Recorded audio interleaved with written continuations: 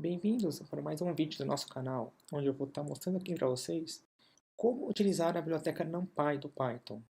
Então, se você baixou os arquivos do meu repositório, que eu menciono no link, que vai estar aqui na descrição do vídeo, vai ter uma pasta NumPy aqui, e lá vai ter um arquivo do Jupyter Notebook chamado NumPy básico.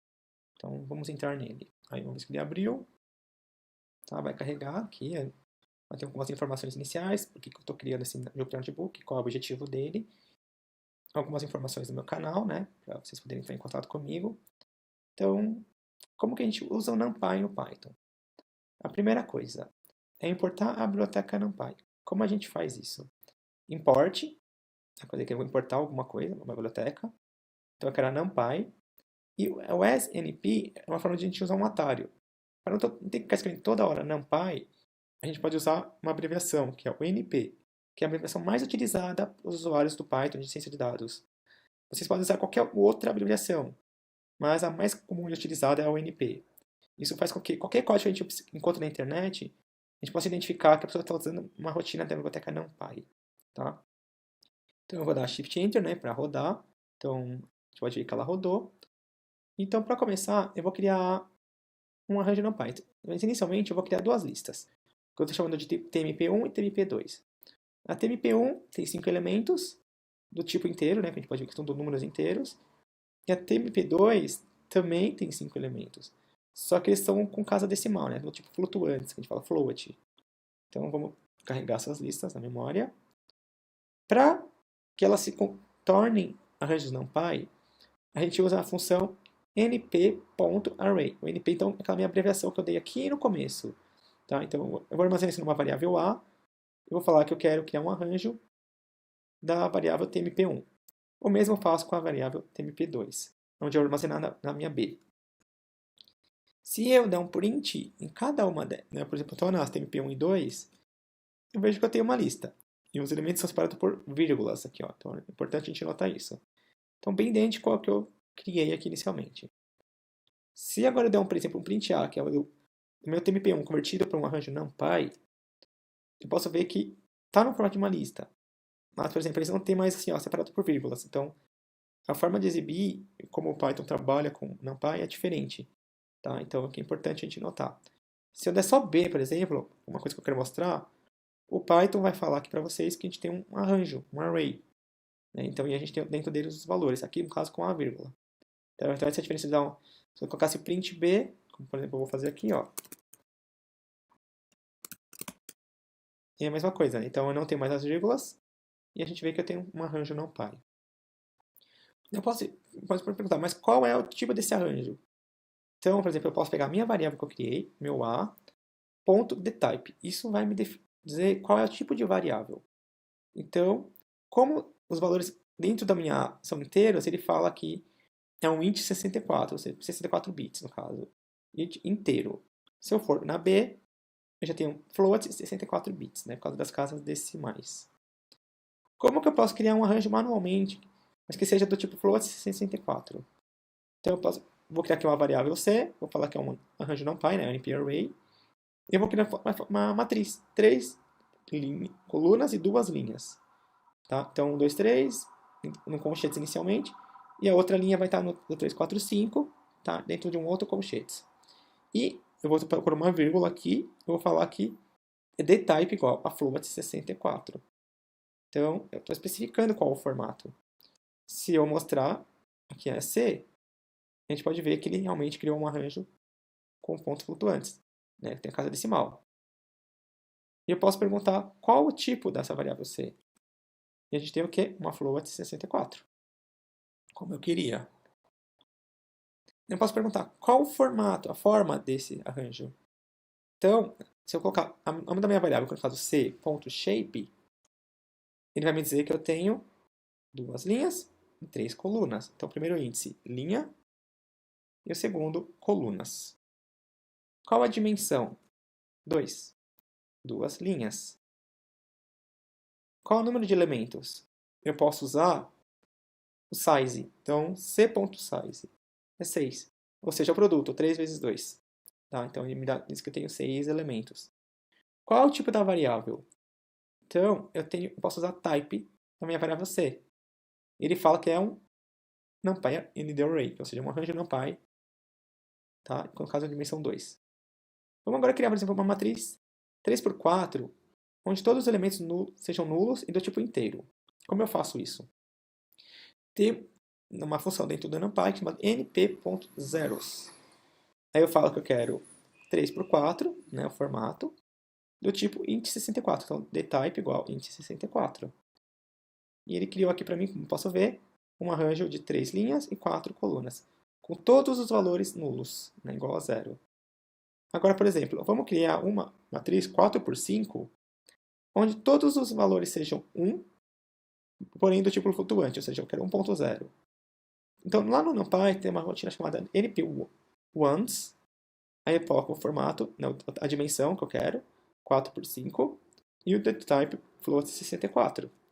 Então eu posso ver que eu tenho 5 colunas e 4 linhas, todas elas com o valor 1 ponto, no caso 1.0, tá? Como eu queria. Agora, mas eu posso colocar outro valor sem ser 1? Podemos. Tem uma rotina chamada np.full, onde eu vou criar, por exemplo, uma 3x3, com todos os valores iguais a 5. Então a gente tem aqui um arranjo 3x3 com todos os valores iguais a 5. E se eu quisesse uma matriz de identidade, 3x3, por exemplo? Tem a função np.eye, de olho. Isso é mais fácil de lembrar. Em parênteses eu coloco a dimensão dela, então 3x3. Se eu executar, eu posso ver que a diagonal principal é 1 e os demais elementos são 0. Então essa é a minha matriz identidade. Eu posso somar todos os elementos do arranjo com um número constante. Então, por exemplo, eu criei um arranjo né, de uma linha 3 colunas, com 1, 2, 3. Eu vou somar o valor 2 em todos os elementos. Então é só colocar mais 2. E então a gente pode ver, ó, 1 mais 2, 2 mais 2 e 3 mais 2. Então ele somou bonitinho pra gente aqui. Eu posso somar arranjos, por exemplo. Se eles tiverem a mesma dimensão, eu posso fazer a soma deles. Ó. Por exemplo, um arranjo com 1, 2, 3 e um arranjo com 1, 2, 3. Eu vou ter 2, 4, 6. Então eu posso fazer essa soma. Então vamos criar aqui 3 arranjos diferentes. Por exemplo, o A com 1, 2, 3, o B com 1, 2 e um C com 3, 4, 5. Eu posso somar o A e o B? Bom, se a gente olhar, o A e o B têm dimensões diferentes. Eles têm todos uma linha, porém o A tem 3 colunas e o B 2 colunas. O que vai acontecer? Ele vai somar. Tá? Como ele somou? Se a gente olhar aqui. Errei aqui, vamos só voltar aqui. Então, o A mais B. A gente pode ver que ele reclamou. No caso, né, ele diz que o 1 tem a dimensão 3, forma 3, e o outro tem a forma 2. Como elas não são idênticas, o Python não consegue somar, o que já era esperado. O que eu posso fazer para evitar esse tipo de erro, por exemplo, num cálculo? Eu posso pôr uma condicional, que se a forma do A for igual à forma do B, ele vai somar. Se não for, ele vai falar que não pode somar. Se eu executar isso, por exemplo, ele vai me retornar com possível somar. É uma forma de eu evitar meu erro. Tá? Aí, por exemplo, o A e o C, como eu mostro aqui, eles são iguais em dimensão. Então, é esperado que a gente possa somar. Então, se eu rodar aqui, né, caso verificando, se a dimensão do A igual à dimensão do B no formato, eu vou somar o A e o C. Foi o que ele fez. Então, 3 mais 1, 4 mais 2 e 5 mais 3. 4, 6 e 8. Vamos agora mexer com arranjos 2D. Então, eu coloco isso como um NP-array, por exemplo, na variável IB de novo. Então, a primeira linha eu vou ter 1, 2, 3, e a outra linha 4, 5, 6 para o arranjo A. No arranjo B eu vou ter 3, 5, 8, primeira linha, e 2, 1, 8 na segunda linha. Então, vamos rodar isso. Se eu fizer A mais B, então ele soma normalmente. 1 mais 3, 5 mais 2, 8 mais 1. 4 mais 2, 5 mais 1 e 8 mais 6. Posso fazer a subtração, uma vez que a forma é igual. Tá, é normal. Então, 1 menos 4. Desculpa, 1 menos 3, 2 menos 5, 3 menos 8. 4 menos 2, 5 menos 1 e 6 menos 8. Posso fazer o produto. Nesse caso, não é um produto de matrizes. Ele vai simplesmente multiplicar os valores. Por exemplo, 3 vezes 1, 5 vezes 2, 8 vezes 3. 4 vezes 2, 5 vezes 1 e 8 vezes 6. Aqui você multiplica os elementos que tem mesmo índice. Tá? Não é um produto de matriz. Isso é importante lembrar. Para multiplicar a matriz, eu vou mostrar que é diferente. Então, Como que eu posso adicionar um elemento num arranjo? Eu posso somente, por exemplo, pegar minha lista, colocar um tmp, 1, 2, 3, 4, e dar um append, por exemplo, eu quero 5. E lá no final ele adicionou 5. Se eu quiser eliminar, por exemplo, a variável, na minha variável, o valor 4, eu posso dar um npdelete na minha variável tmp 4. Mas o que é o 4? Não é o valor 4, é o índice 4. O que é o índice 4? Lembrando que no Python o índice começa do 0. Então 0, 1, 2, 3 e 4. Então eu removi o valor 5. Então ele voltou ao valor original. Então se eu quiser remover qualquer valor, eu ponho o índice que ele está, não o valor em si. O que é um produto escalar? É uma multiplicação dessas duas matrizes, dessas duas listas, vai ser arranjos. Então eu posso pegar a minha A, que é uma lista, 1, 2, 3, e a minha B, 4, 5, 6, e eu posso fazer o produto delas, que é o np.dot, ele faz o produto de elementos e soma eles, que é um produto escalar que a gente fala. Se eu fizer isso, então, dá 32, que é 4 mais 10 mais 18, que dá 32. Então é 4 vezes 1, mais 5 vezes 2, mais 6 vezes 3. Somando elementos de um arranjo. Então eu tenho aqui meu arranjo A, com 1, 2, 3, 4, 5, 6, bem simples. Se eu dar um np.sum do A, ele vai somar todo mundo, ou seja, 6, 10, 15 e 21. Então ele soma todos os elementos do meu arranjo. E se eu colocasse x igual a 0, ele vai somar pela coluna. Então ele vai somar a coluna do índice 0, então 1 mais 4, o 2 mais 5 e o 3 mais 9. Se eu der x igual a 1, ele vai somar de forma diferente. Então ele vai somar aqui, ó, 3 mais 2 mais 1, 4 mais 5 mais 6. Tá? Então ele vai somar os valores da linha, de cada linha. Tá?